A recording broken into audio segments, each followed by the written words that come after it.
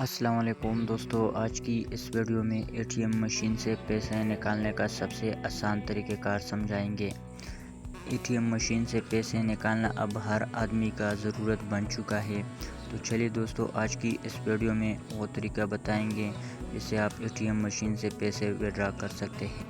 तो सबसे पहले आपने अपना एटीएम कार्ड यहाँ पर एंटर करना है और एंटर करने के बाद जो पासवर्ड सेट किया है उसे यहाँ पर टाइप करना है।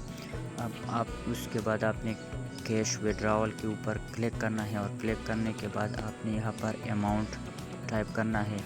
500 से लेकर 1000 तक आप जितना भी रकम निकलवाना चाहते हैं यहाँ पर टाइप कर सकते हैं और उसके बाद आपने ओके के ऊपर प्रेस करना है।